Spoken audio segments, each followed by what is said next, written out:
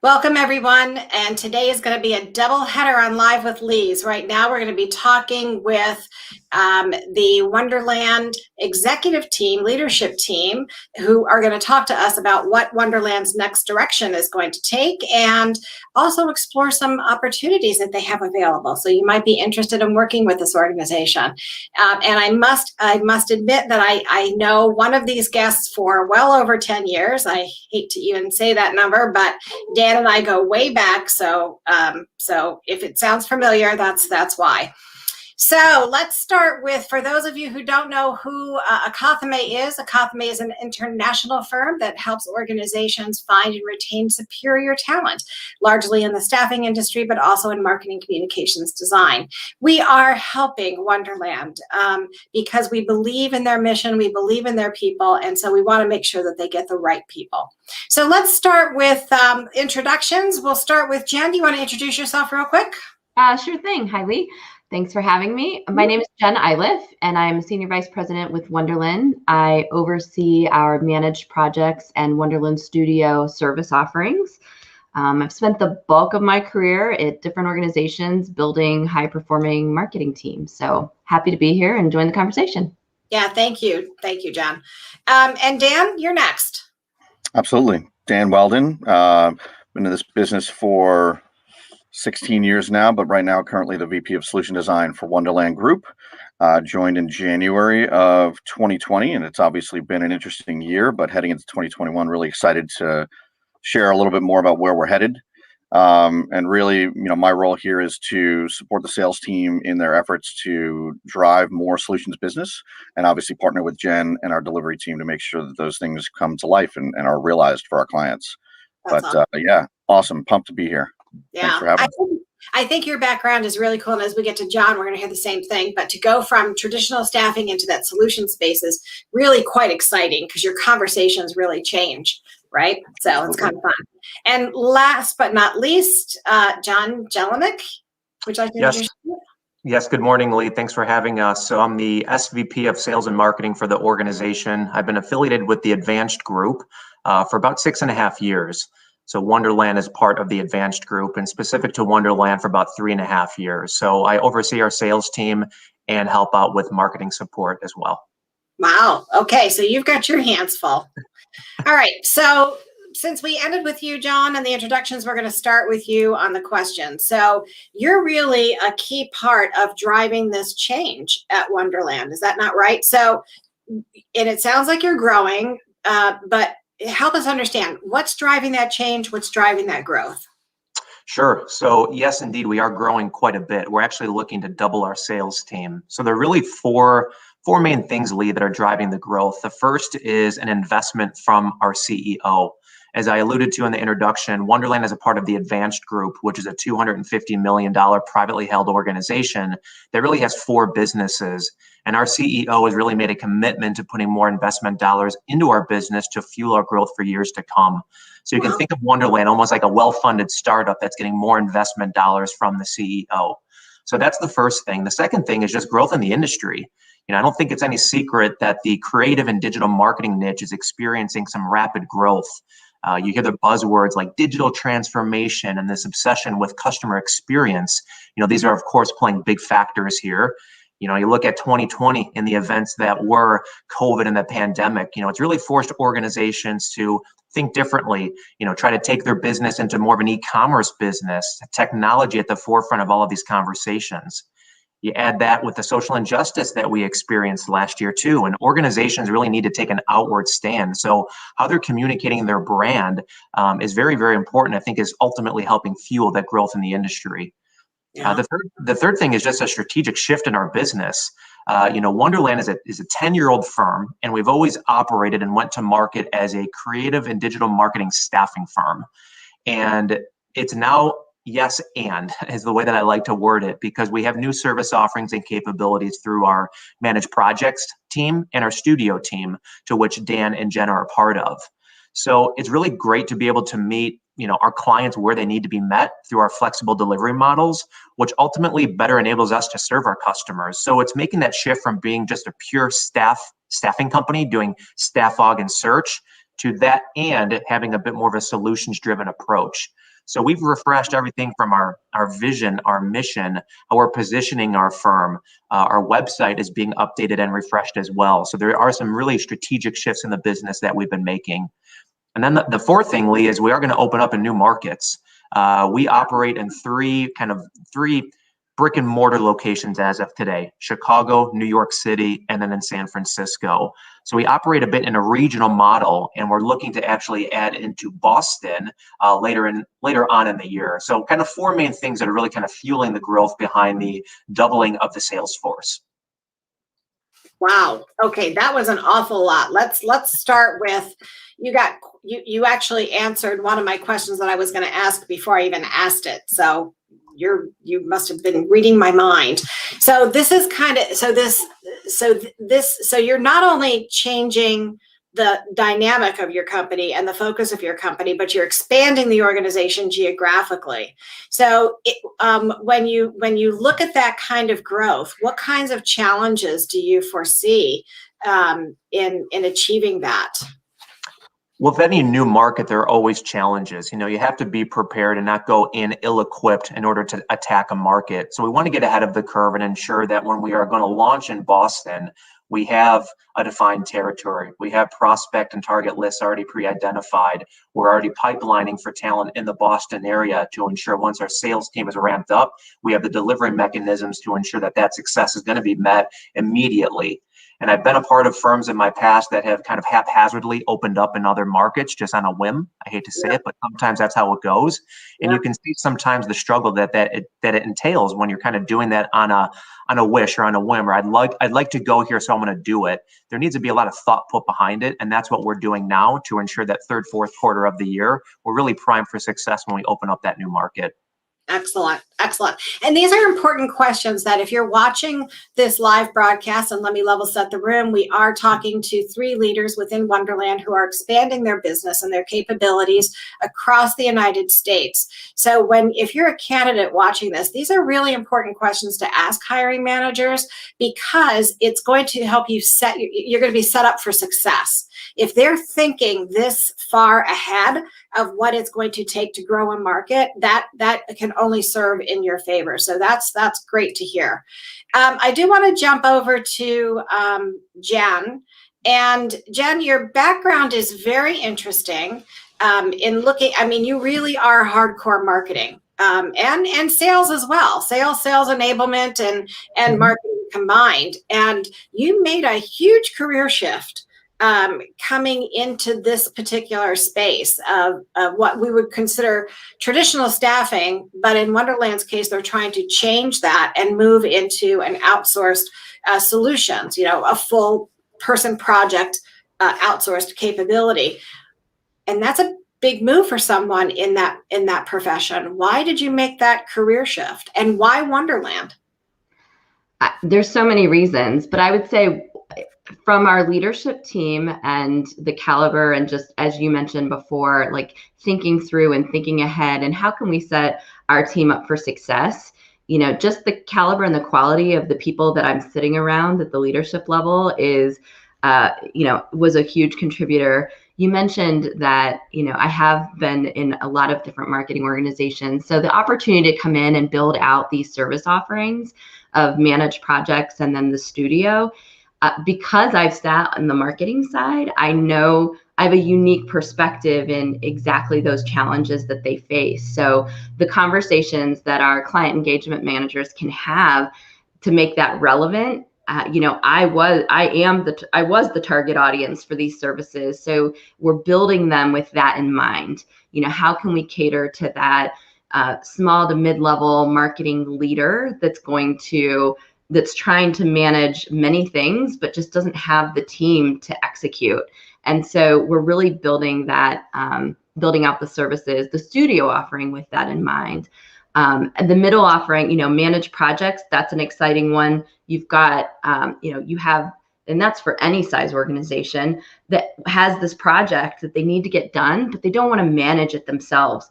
And, I as a marketer can say there's always those back burner items that, the clock's ticking. I need to get these things in order for the organization. I need to launch them, but I don't have the capacity to do it. And I don't have I just want to manage somebody who's going to manage it for me. And so it's really exciting to be able to come in and be able to build that out and help equip. I always have a passion for sales enablement. So helping the sales team drive revenue. In fact, I don't even like to call it sales and marketing. It's more like revenue generation. You know what? We're in it together. And so we're building out our offering to really set everyone up for success. And it's exciting to be part of that. So again, another mouthful there. I digest. What are some of the challenges that you perceive that that people coming into this new domain or new practice from a marketing standpoint? So if they want to make that career shift from say account executive in a marketing space to this type of an account executive, or what we're calling a client engagement manager, what kinds of challenges might they consider, or what might they think about before making that move? I think that it's just understanding that it's a different environment. So if you're coming from an agency, let's say, and you were an account manager there, or I think that this is a more holistic solution from the staff augmentation. We're along the continuum. So you can go into a conversation not just focused on one thing, which is selling agency services, or what would probably, and even our studio isn't really agency, it's more of an agency alternative. So we're designing that a little bit differently. But I really think that I think it would be a fairly easy transition, in that now you have more to talk about, more to sell, more solution type conversations. You become consultative with your client in a partnership kind of way to say, what do you need to get done? Here's the different ways that we can structure this to help you get your work done. So, and I can add a little color there too, if you guys don't mind. So in addition to that, I think work-life balance is certainly a big piece of that. And coming from the agency space and then moving into an organization like this, we're not talking about 65, 70-hour weeks to meet client pitches and all the kinds of crazy deadlines that you might be accustomed to within the agency world. In addition to that, the delivery side of our business is second to none when it comes to actually getting that work done, whether it's executed through our studio, whether it's assembling a team for a managed project, or even on the staff, the traditional staffing side of our business, because we're powered by that recruiting engine, right? So all the talent is already there. So as opposed to an agency setting where you would sell a piece of business and have to wonder whether or not there was people internally already there to support it, or if they even needed a third party, potentially Wunderland in that case, of actually bringing additional resources in to support their clients' business, that's already here, right? And even with Jen and the studio that we've stood up, it stood up already. Like, it exists already today, so it's not even a problem or a question of chicken and the egg, right? Like, can we sell the business first and then we'll build the studio? The studio is built, so that's just another added thing there. And Jen alluded to it a little bit as well, but the culture here. And Jon did too, right? We're a well-funded startup. We're a close-knit team. I really, really have enjoyed not only the leadership team, but then also, just the tenure and some of the really talented people that we have, both on the sales and delivery sides of our business already, and really just looking to continue building this family, really. I'll hit on one other thing and then we can move on. Jon mentioned, obviously the expansion into Boston and growing our physical footprint. But I think it's important to also mention, especially for salespeople that are considering coming here, that we're not limiting our salespeople to selling within a specific region, right? We want to make sure that that's clear, that if you have a relationship outside of your geographic location and there's business there to pursue, absolutely, we're going to encourage people to pursue that. And people are going to own accounts across the country that they may land as well. So it's not where they may have to hand something off, like they would own a specific piece of business across the entire business. So I'll stop there. I always have a lot to say, but I'll pause. No, I think that's great, Dan. I'm enjoying how this conversation is actually transpiring, because we're getting at things that candidates will really have interest in. So I want to go back to touch a little bit more on what Dan said. He's showing some of the differentiators for for the people who work at Wunderland. A good salesperson wants to know that there are key differentiators, if not discriminators, that set the product and the company that they are representing apart from everybody else. So Dan, let's stay with you for that for just a second. You've been in this business. You know what the competitive landscape looks like, as do you, Jon. Jen, you're kind of new to it, but I know you're catching on real quick here.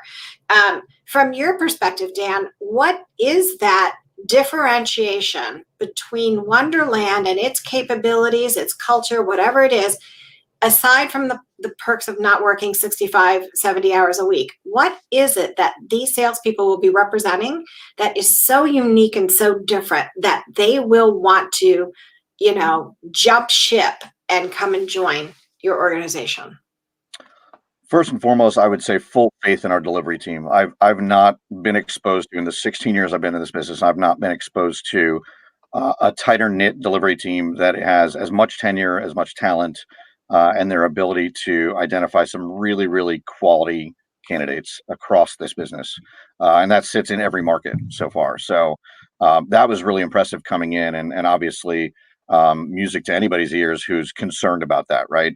The ability for us we can go out and sell, pardon me, we can go out and sell anything we want to all day long, but if it can't be delivered upon, that's a challenge, right? And that really has not been a challenge here. And I really applaud our delivery team for their efforts there. And just, again, the tenure here is crazy. And even the tenure in this room is pretty crazy. Yeah. And the culture here, having to be a part of a privately held business, the bureaucracy is not there. Right, we're making decisions very quickly on the fly with minimal red tape. Everyone has a voice here. I think that's also important. So if you have an idea, it does not fall on deaf ears in terms of how to pivot or shift our business. And coming out of a year that I think everybody wants to forget about for many reasons, having our executive leadership team and the board here make an investment into this business to completely shift its business model, but also to grow it, I think is also really, really exciting to be a part of that journey. Thank you, Dan.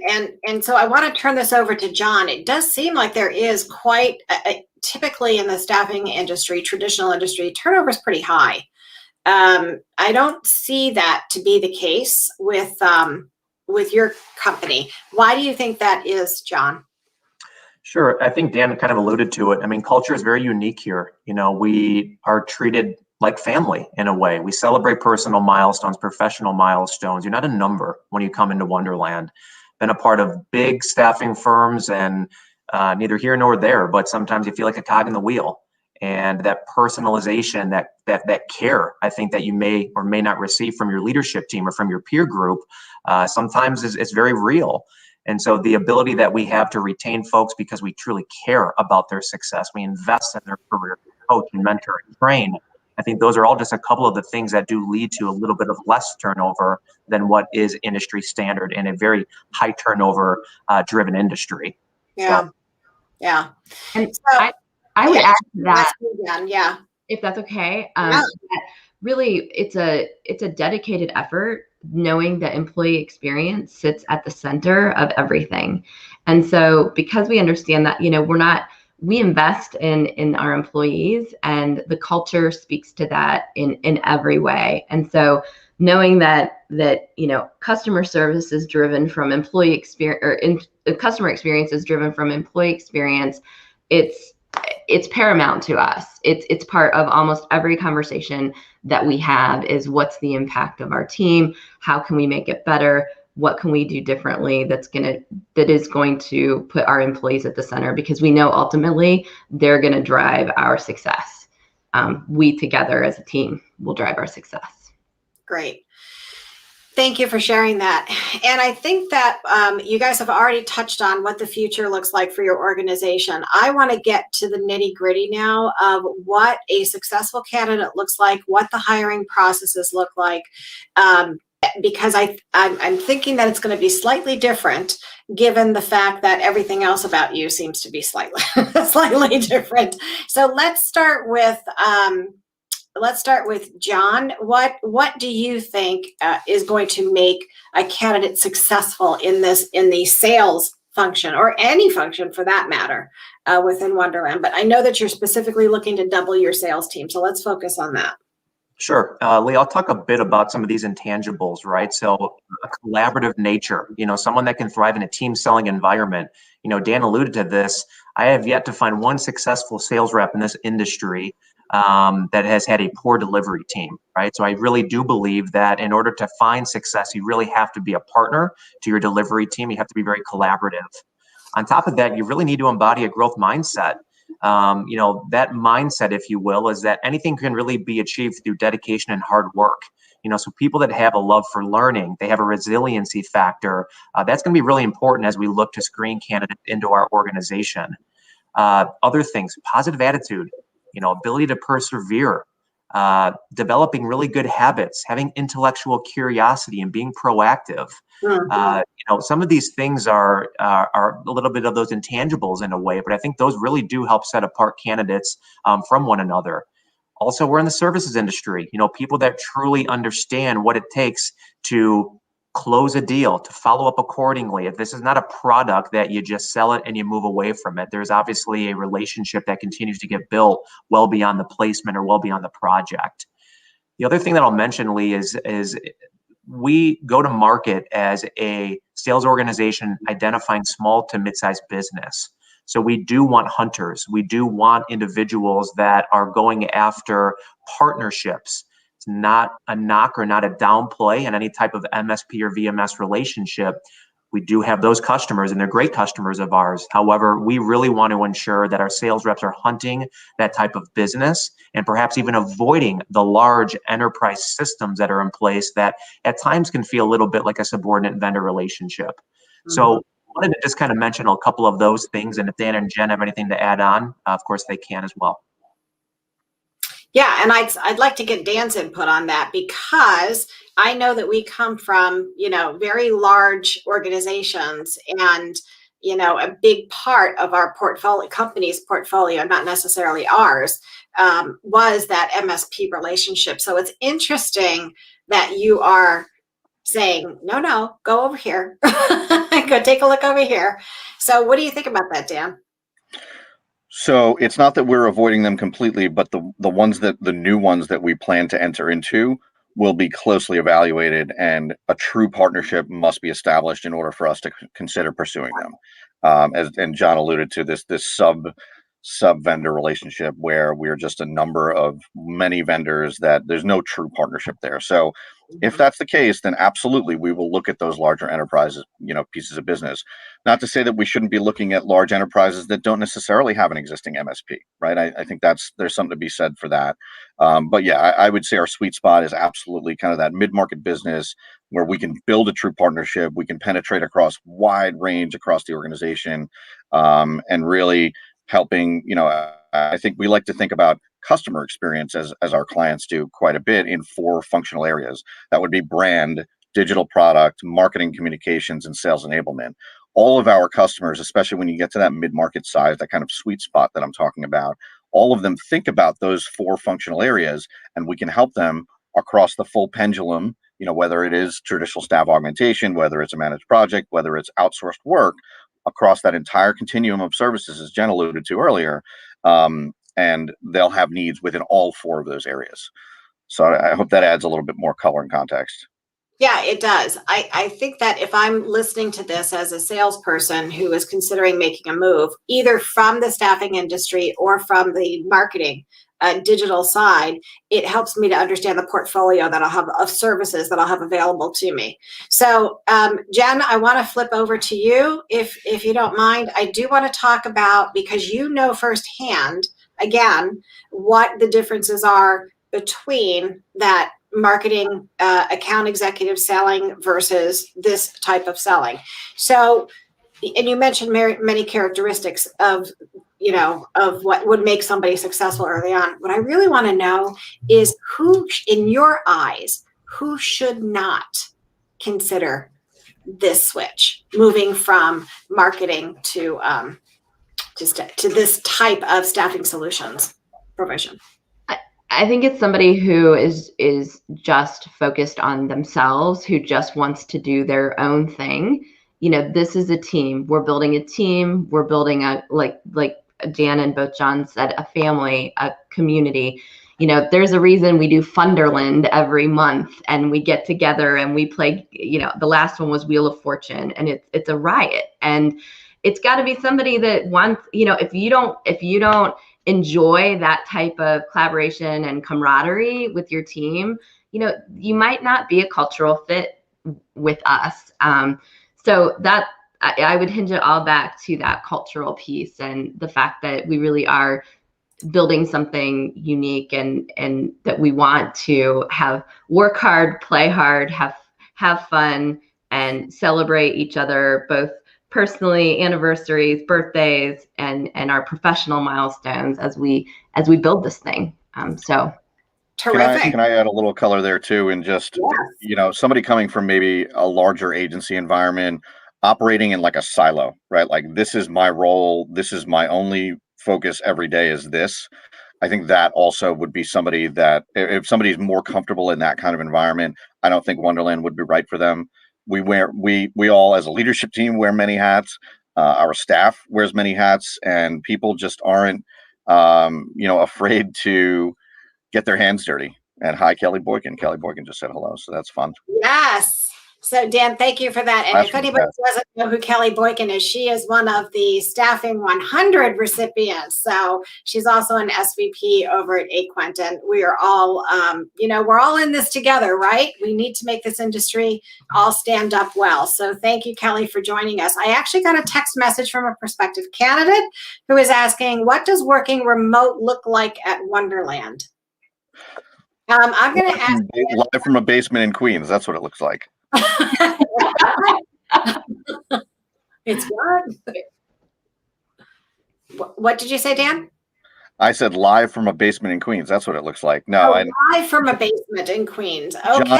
Jon can maybe speak a little bit more to that, but obviously we've been remote, like fully remote, since March 16th of last year, March 15th of last year. Okay. And Jon, could you speak to that, please?